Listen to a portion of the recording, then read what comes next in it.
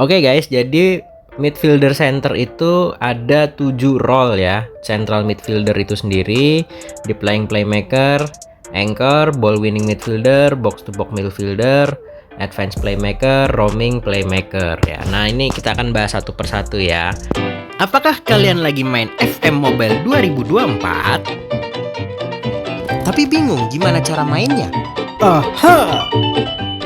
Si paling football manager jadi solusinya. Channel ini berisi tips dan triks dan tutorial cara bermain FM Mobile 2024. Trailer berakhir, kembali ke video. Kita mulai dulu dari yang paling awal ya, central midfielder. Jadi kalau central midfielder itu sesuai keterangannya yang ada di sini, dia itu bertugas untuk mendistribusikan bola ya, dan menjadi jembatan antara pertahanan dan serangan gitu ya. Nah, atribut yang berpengaruh di sini itu aerial ability, passing, movement, decision, positioning, dan tackling. Nah, siapa sih pemain di dunia nyata yang punya role central midfielder? Di sini ada Gavi, ada Rodrigo De Paul, Joelinton, Brozovic, Frank Kessie ya. Banyak nih ya, Fabio Miretti, banyaklah pemain-pemain di dunia nyata yang berperan sebagai midfielder center. Lalu berikutnya sebagai central midfielder. Lalu berikutnya anchor ya. Nah, kalau anchor ini mirip seperti peran anchor di DMC ya. Di episode sebelumnya gue juga ada sempat cerita. Jadi dia itu berperan untuk mengisi lubang antara pertahanan dan tengah gitu ya. Jadi ini sifatnya lebih defensif ya perannya. Intercepting move, mengintersepsi gerakan lawan, mengambil bola, memenangkan persaingan bola, dan mengopernya ke teman yang lebih kreatif gitu ya. Nah, siapa sih di dunia nyata seorang MC yang anchor itu adalah ternyata tidak terlalu banyak ya pemain di dunia nyata yang MC tapi anchor, karena kebanyakan memang pemain role anchor itu lebih ke DM ya, lebih ke defensive midfielder center gitu. Oke, peran berikutnya box to box midfielder. Nah, box to box midfielder ini kalau menurut keterangannya bahwa dia itu adalah seorang gelandang yang dinamis ya, yang bisa berkontribusi untuk pertahanan dan serangan gitu ya, dari satu kotak ke kotak yang lain, gitulah perumpamaannya. Jadi box to box midfielder.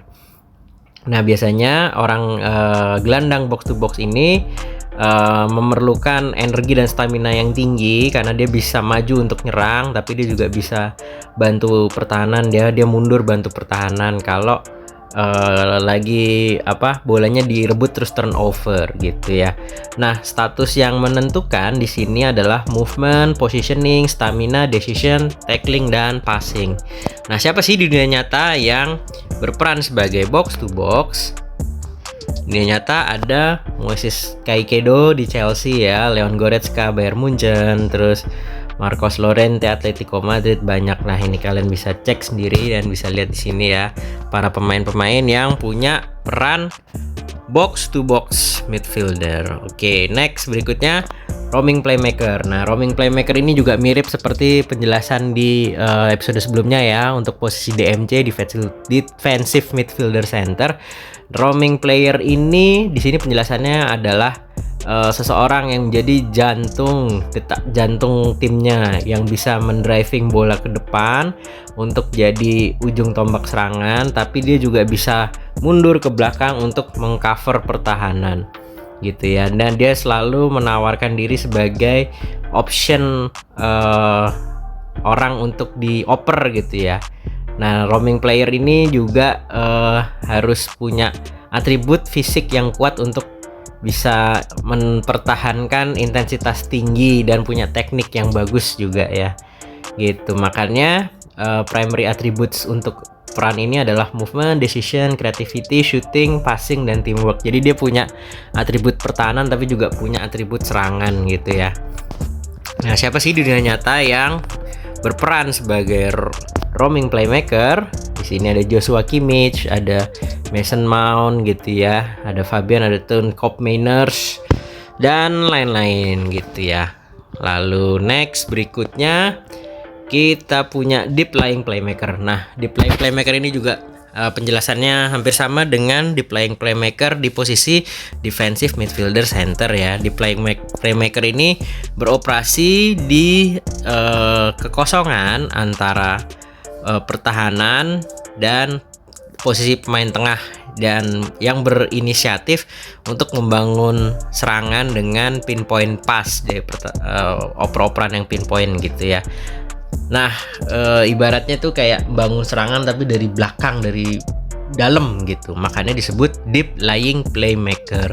Seorang playmaker yang bermain dari dalam gitu ya, dari baris pertahanan yang ke belakang dalam gitu. Makanya dia juga punya atribut untuk serangan ya, passing, creativity, movement, dan decision. Nah, siapa sih di dunia nyata yang punya peran sebagai deep lying playmaker? Di sini kita lihat ada Mikel Merino, ada Kepren Thuram, Amado Onana, William Carvalho, dan lain-lain gitu ya.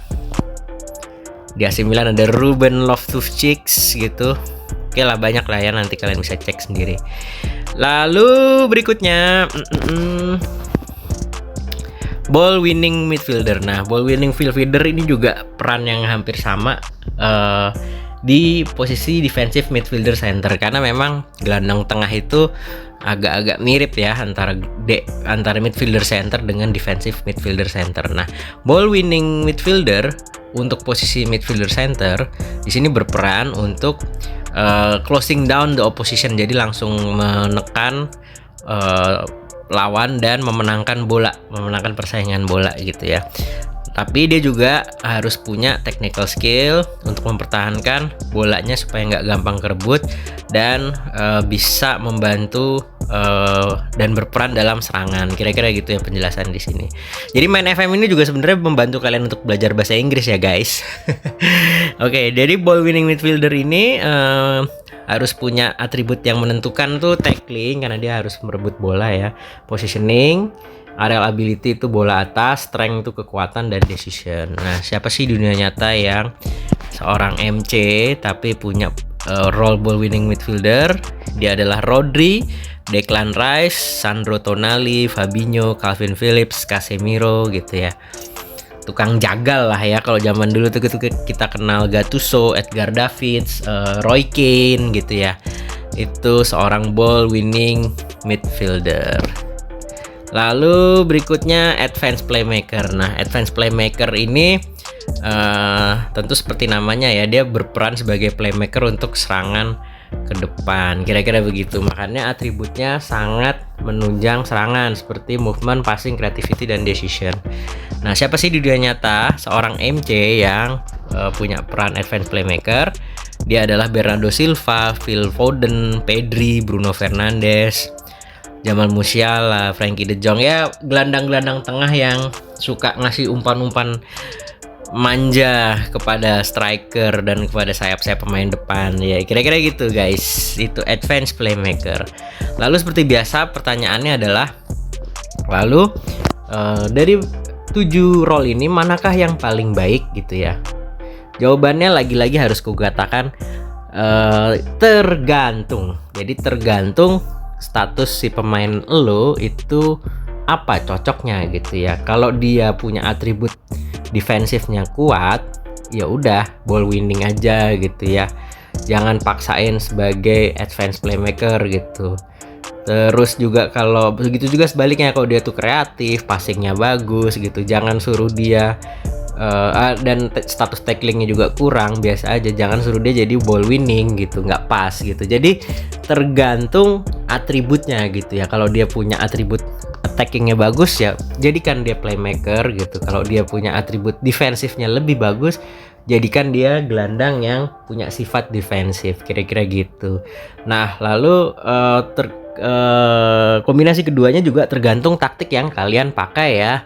Jadi terserah kalian mau pakai taktiknya apa. Jadi sesuaikan role itu dengan taktiknya. Nah kalau gue pribadi, gue biasanya suka pakai strategi yang kayak Real Madrid pakai nih, 4-1-2-2-1. Nah biasanya sih gue kecenderungannya gue itu pasang back.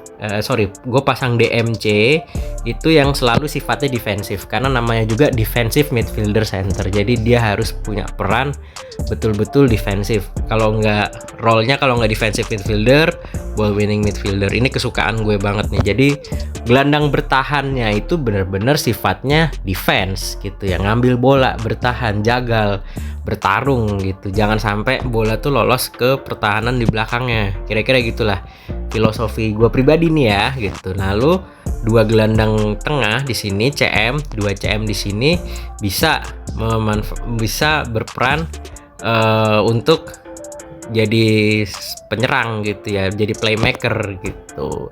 Bisa roaming, bisa advance, bisa central midfielder, terserah gitu, bisa box to box. Intinya dua ini bersifat nyerang, ini bersifat bertahan. Kalau gue biasanya sih begitu guys. Seperti di video gue yang kemarin yang tentang Fiorentina yang gue bisa dapet treble, gue menjelaskannya juga seperti itu. Jadi itu ya kombinasi role untuk gelandang tengah gitu. Oke guys, rasanya videonya itu aja dulu. Makasih sudah nonton. Silahkan kalau ada pertanyaan tulis aja di kolom komentar. Boleh seputar ini, boleh seputar yang lain, terserah. Gue akan bantu coba jawab sebisa gue ya. And then terima kasih sudah nonton. Jangan lupa like, share, subscribe juga. Burung Iran Burung Cendrawasih. Cukup sekian dan terima kasih. Sampai jumpa di video-video berikutnya. Dadah.